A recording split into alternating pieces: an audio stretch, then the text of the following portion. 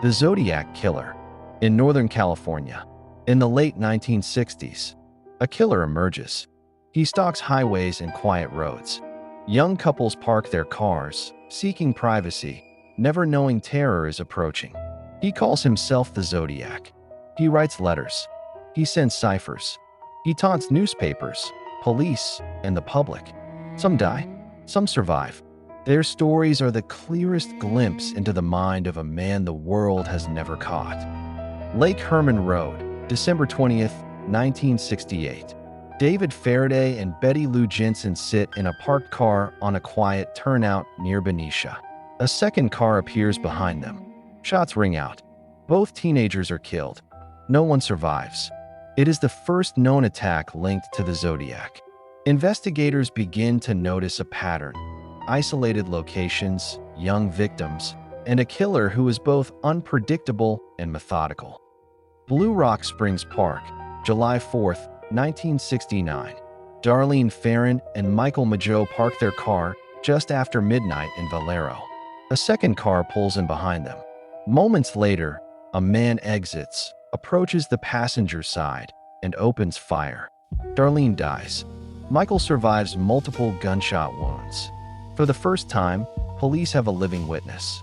Michael describes the shooter as a white male, mid-20s to early 30s, heavy-set, short hair, wearing dark clothing. Michael remembers the calm, detached way the man moved, the cold efficiency of the attack. His survival provides critical evidence, a description, a story, a voice. The Zodiac's letters. Days later, the Valero police receive a call from a payphone. The man claims responsibility for both the Lake Herman Road and Blue Rock Springs murders. He demands front-page coverage. He sends ciphers and letters. He names himself the Zodiac. He is not just a killer. He wants recognition. He wants fear. He wants to be immortalized in the headlines. The letters taunt the public. They threaten more victims. They create hysteria. Lake Berryessa, September 27, 1969. Bryan Hartnell and Cecilia Shepard picnic near Lake Berryessa in Napa County. A man approaches wearing a black hood with a white cross circle symbol on the chest. He claims he is an escaped convict. He orders them to tie each other up, then attacks them with a knife. Cecilia dies 2 days later. Bryan survives. Hartnell later recounts every detail. The hood, the symbol, the calm, precise movements, the meticulous way he tied the knots himself. The Zodiac leaves a written message on the car, the dates of previous attacks, and the signature cross-circle symbol. This is the first attack where the killer leaves a physical signature. His methodical preparation becomes chillingly clear.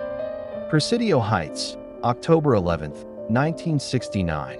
Taxi driver Paul Stein picks up a passenger in San Francisco. He is shot in the head in Presidio Heights. Teenagers across the street see a man leaving the cab. An officer briefly encounters a man matching the description, but allows him to go due to a miscommunication over police radio.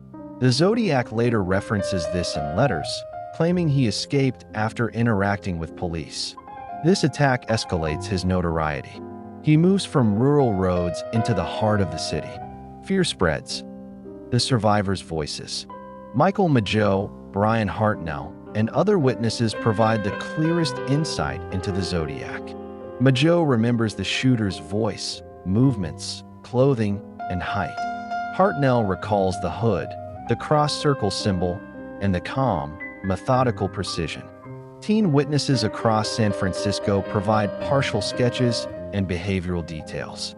Through survivors, the Zodiac reveals himself, calculating, ego-driven, meticulous. Investigating suspects. Arthur Leigh Allen emerges as a prime suspect. He matches physical descriptions.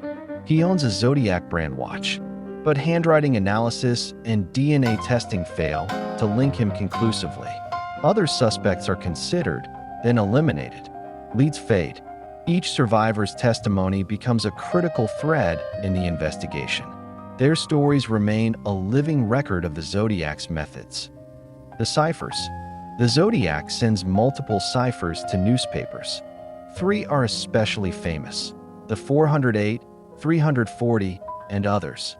They contain taunts and cryptic messages.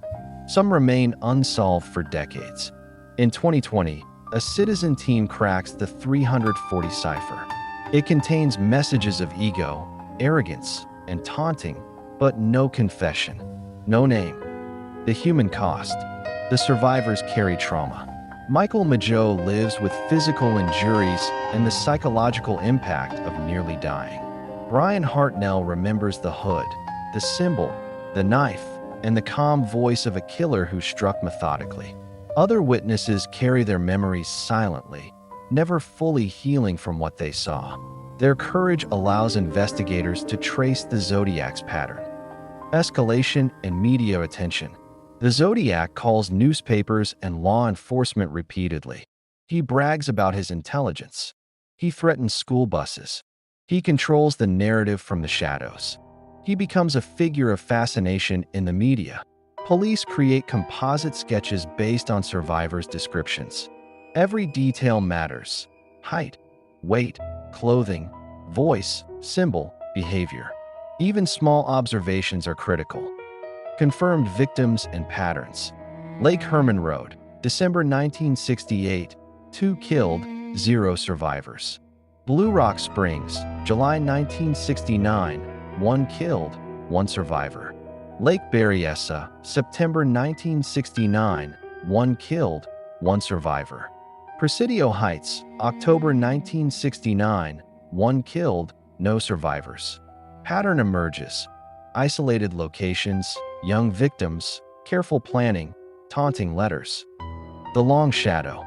Through the 1970s and beyond, investigators chase hundreds of leads. Arthur Leigh Allen remains the most well-known suspect. Other suspects appear and disappear. None are definitively linked. Files are opened, closed, reopened. The Zodiac's letters and ciphers remain as evidence. The case grows in legend, infiltrating media, books, films, and documentaries. Legacy and survivors. Michael Mageau survives to share his story. Bryan Hartnell survives to provide details about the hooded attacker. Their testimony preserves the truth. The survivors' accounts are what allow the world to understand the Zodiac. Every detail, movements, voice, symbols, letters. Without them, the killer's method, intelligence, and ego would remain entirely hidden. Modern forensic investigation. DNA testing, handwriting analysis, and ciphers continue to be examined decades later. Some ciphers cracked. Some letters remain unsolved. The identity of the Zodiac is still unknown.